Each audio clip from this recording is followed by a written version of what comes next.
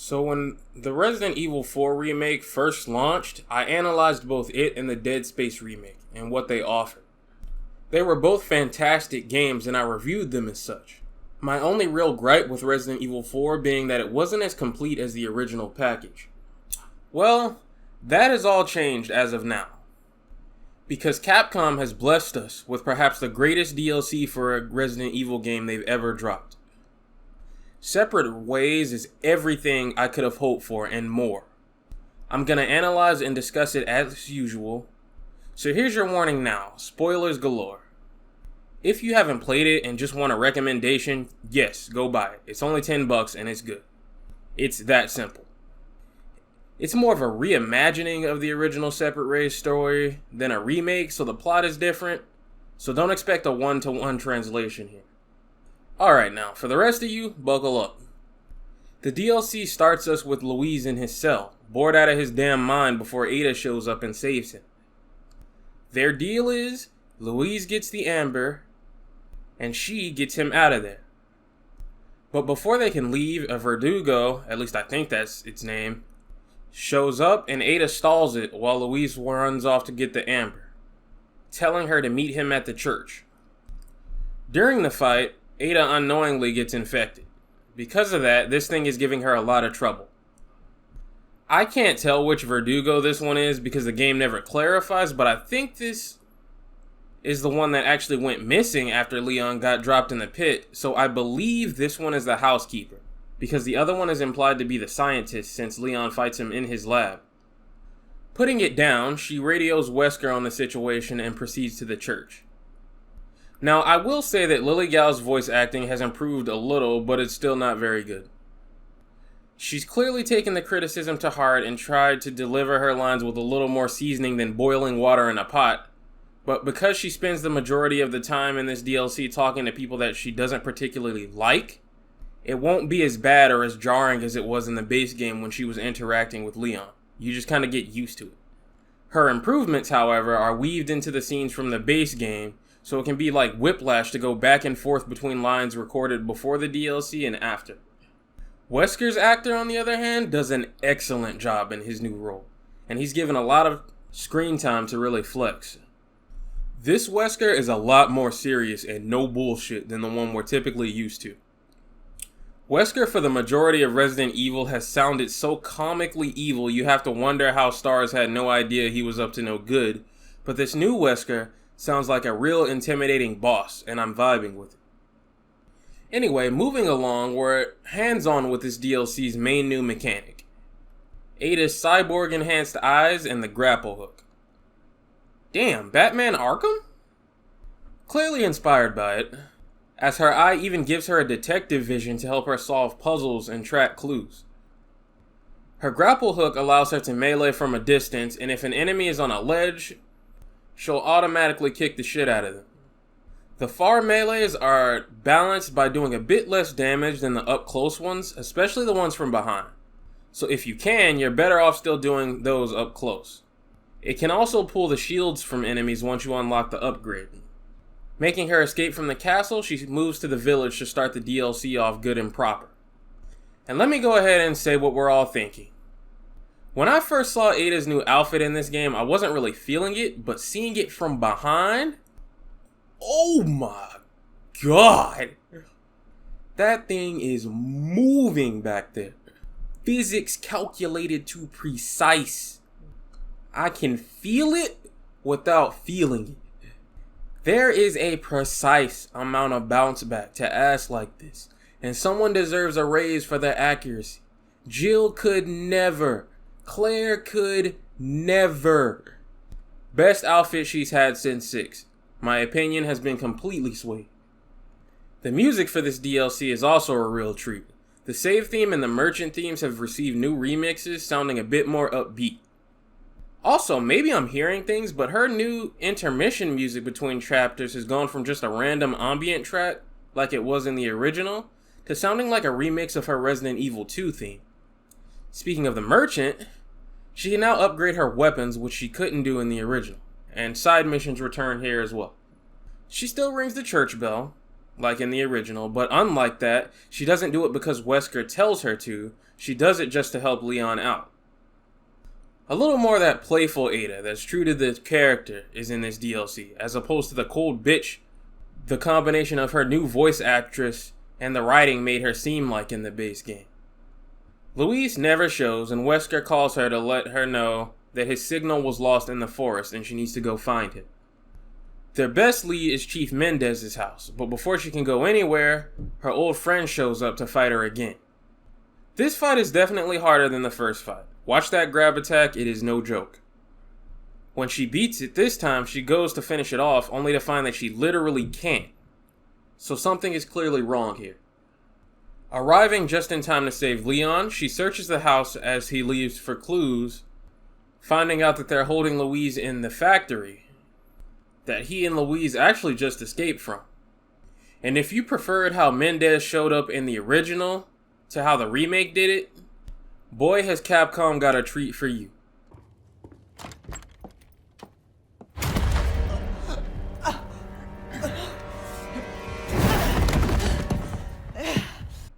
I'm not gonna lie, I wasn't expecting him to be back here, and this caught me off guard.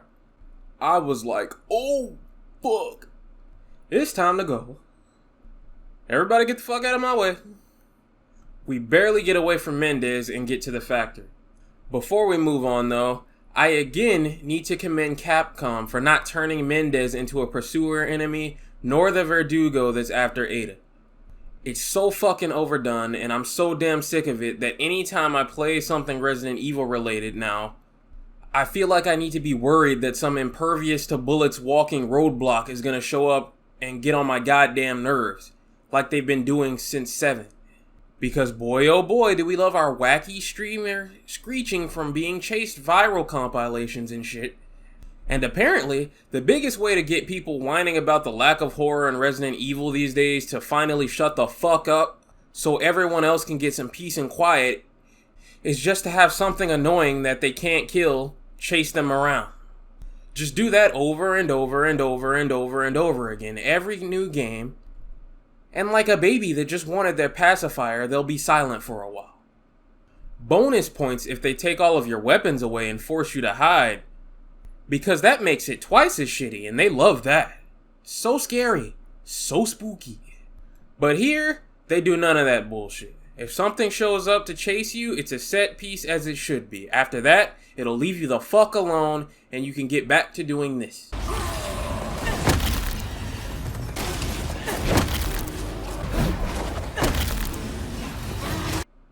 When Ada gets back to the factory, Louise is obviously nowhere to be found since he escaped a long ass time ago. But he's left her a clue to his radio frequency to get back in contact with him. He tells her to meet him at the house that he'll be holding out at in the main game with Leon later. Before she can get there though, the infection starts to get to her and she passes out. I find this improved over how it was in the original game where they needed a way to make it pass from day to night for her, so they just had a random ass villager shoot her with a tranquilizer gun that actually just made you wonder why they never used them on Leon. She's saved by Wesker here, who's starting to get a little annoyed by all her delays. What the fuck is he doing here? Well, that's another story improvement, in that Wesker is actually close by on a boat overseeing things instead of just in a random room in the middle of nowhere barking orders like he was in the original. There's even a nod at his weakness and reliance in the serum he's taking when she wakes up. I fucking love this series, dude. It's the stuff like this that all comes together that matters. Attention to detail. On the way to Louise, she gets there during the holdout and distracts the second giant herself to prevent it from getting to Leon and Louise. This boss fight is fucking sick, dude. Resident Evil old heads are rolling in their graves right now, while I'm swinging around this bitch like I just saw the bat signal. After meeting with Louise, they head to the castle, and she's starting to get annoyed by his constant excuses for why he can't just hand over the fucking amber. But Louise tells her that he needs to make medicine for Leon and Ashley, and since Ada's also infected, he can help her too. But when they get to his lab, it's been torched. So they come up with a plan to make more. Ada will look for the ingredients around the castle, running into Leon along the way while Louise goes to get the amber.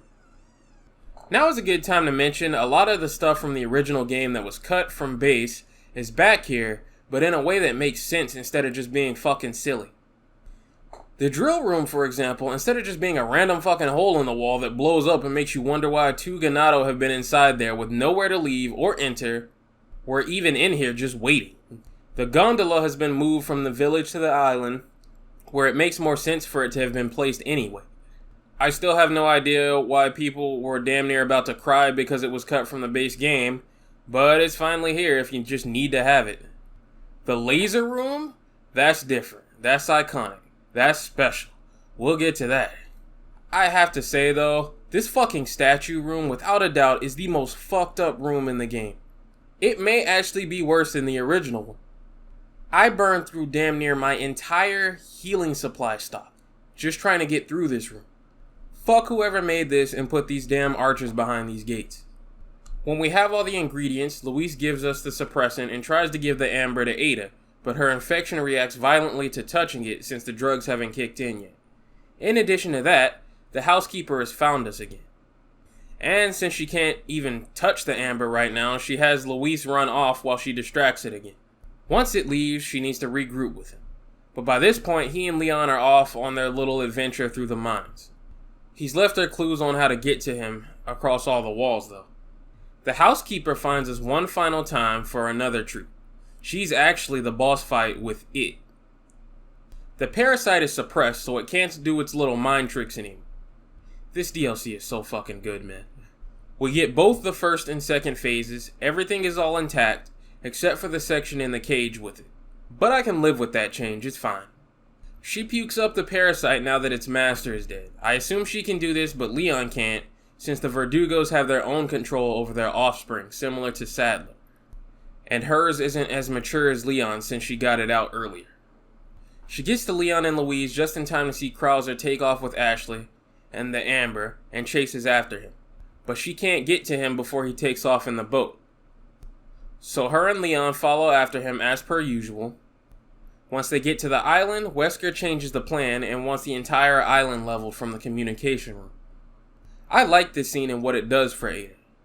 She's standing face to face with the most dangerous man in this entire franchise, and while there is no way that she can win this fight, she isn't really going to take his shit either. Mad respect.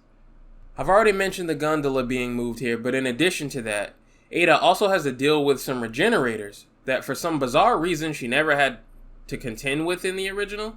Like, was this some sort of weird thing where they didn't want to show her getting mauled by these things, even though they had no issues with her dying in plenty of other brutal ways? Who knows? The communication room is completely redone from being just another random tower that Leon can trigger an optional cutscene in to a fully fleshed out secret lab, complete with its own special monster that chases her through it. It functions similar to how the alligator worked in 2 in that it's really only here to be a cool ass moment coming up shortly. The laser room is back, and touching them doesn't actually instantly fuck you the way it did in the OG. Now, if you're like me, you probably got through this and were like, well, that was watered down and pretty fucking lame. Oh, just hang tight, we got something for you. In the communication room, Ada has clearly grown a heart because after seeing Wesker's plans to blow the entire island, including Leon and Ashley, to hell, she fiddles with his bomb and moves on to go retrieve the amber from Sadler. And then that thing shows up to chase us one final time and give us the proper laser room, and it's fucking art. This entire time, all I'm seeing, all I'm hearing is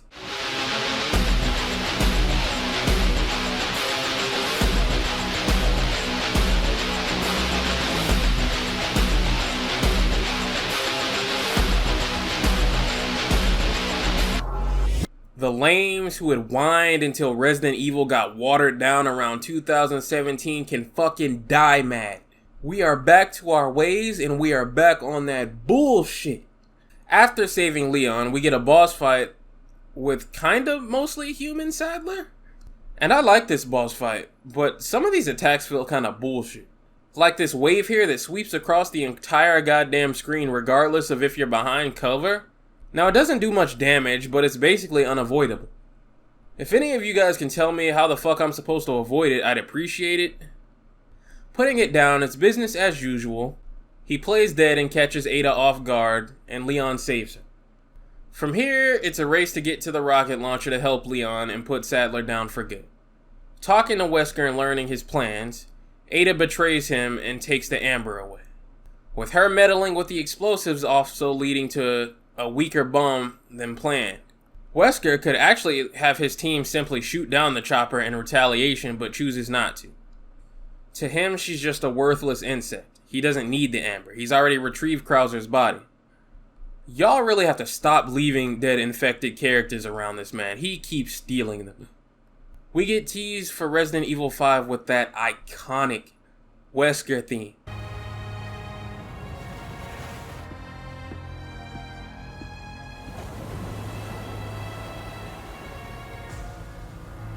And all in the world is right. We are back. It's good to fucking be back.